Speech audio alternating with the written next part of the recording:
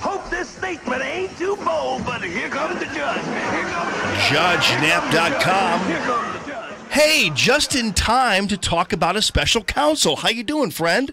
What a surprise. Another special investigator in Congress. I'm actually well. How are you? I'm doing great. Hey, before we get started on that really quickly, I want to double back. I really loved your appearance on Laura Ingram's show. I absolutely adore Laura Ingram. When her radio show was on this station, I used to fill in for her. So she and I are friends, and she is a great person. But it was the first time I realized that you actually were the first. You gave her her first job. Is that correct? According to her, I created a monster.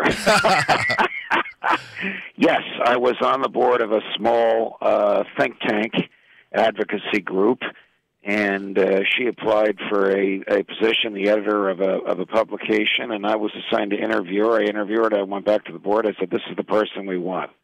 And she and I have been friends for years. This is before she went to law school, obviously before she clerked for Justice Thomas, and before cable television. So she and I have had a long friendship. I'm thrilled for her show. Yeah. And even though I am usually asleep at that hour, I was at a gathering in D.C., and when Fox learned I was there and she learned I was there, they asked me to stop by the studio. So it was a happy time together. Well, it was great, and you learn something new every day, and I learned something new last week, one night. So thank you for that, buddy, and thank you for Laura Ingram. All right, so the reason why you have to sleep at that time also is because you have to be up bright and early to answer questions about a possible special counsel. So what's going on? Well, today the Attorney General is going to be in a bit of a vice, if you will, when he testifies before the House Judiciary Committee. Democrats are going to want to know, what did you know about Russia, and when did you know it, and why didn't you tell the Senate Judiciary Committee when they asked you about it? And Republicans are going to want to know if Jim Comey was really fired because he dropped the ball on Hillary. Why don't you pick up the ball? Now you pick up that ball. Why don't you also look at the allegations of other criminal or probable criminal behavior on her part in the Uranium One deal and in the foundation collecting and treating dollars as tax-free without government authority to do so. Last night, I think, in an effort to relieve pressure from one of the prongs of the vice, the Attorney General revealed that he had instructed career prosecutors in the DOJ, the Justice Department, to begin looking into whether or not there is enough evidence to justify appointing another independent counsel to investigate Mrs. Clinton again. Now, I am fiercely against the proliferation of independent counsels. We have a Justice Department that employs 90,000 people. We don't need another independent counsel off on his or her own, spending money and doing things unaccountably with the temptation to indict somebody for something just to justify the existence of the independent counsel. The main Justice Department can do it. Well, because that's what Miller's doing. I'm sorry to say this because the Attorney General and I have been friends for years. Right. He is giving the impression to the legal community, to the judicial community, and now to the political community that he's reluctant to do his job. That is a bad impression to give. Yeah. So I don't know where this is going to go. Is there enough evidence to investigate Mrs. Clinton? Jamie, there's enough evidence to indict her on the email scandal, which Jim Comey dropped the ball on, and on the Uranium One, where this Canadian businessman representing Kremlin interests bundled $148 million and gave it to the Clinton Foundation, and shortly thereafter she voted in conjunction with others in the government to authorize the Canadian businessman and his Kremlin clients to acquire a 20% interest in an American uranium mine in Utah. I mean, you can't make this up. Vladimir Putin controls 20% of a uranium mine in Utah?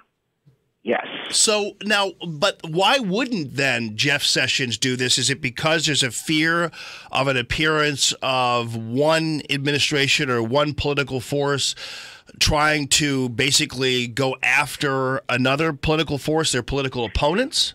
I think there is a reluctance to engage in behavior that makes us look like a banana republic, whereby the victors prosecuted the vanquished.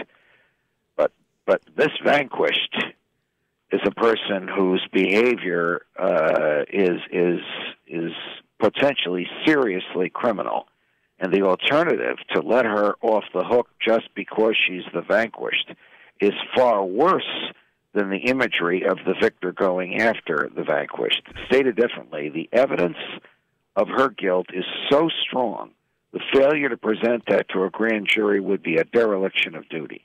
Why the Attorney General doesn't want to do this through all of the tools that the Justice Department has, why they want to appoint another independent counsel, why they want to create another independent entity that answers to no one, that spends its own money, that is tempted to indict somebody just to justify its existence, is beyond me. It's almost enough to make you wonder why the heck he became the Attorney General if he's got all this reluctance and all these conflicts. Boy, I'd say, but technically what this is, Judge, though, this is technically, legally, a congressional criminal referral to the FBI, so why not just follow those steps and have it reach the Attorney General?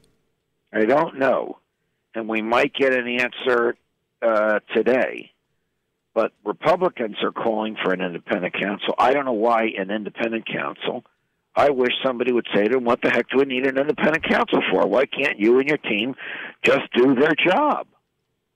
I mean, did Jim Comey attempt to influence the outcome of the election? And if so, did he engage in obstruction of justice by not presenting the evidence against Mrs. Clinton to a grand jury? Did the FBI offer to pay or actually pay $50,000 to the creator of the Trump dossier, which alleges disgusting behavior on the part of then Mr. Trump in a Moscow hotel room? Why did Loretta Lynch meet with Bill Clinton when both Bill and Hillary were the subject of a criminal investigation by the Justice Department? Can you answer these questions, Mr. Attorney General? That's what I would say if I were there, even though, again, he's my friend. Right. Well, we wish you were there. Don't say to me, this is the way you treat your friends. No wonder you have so few.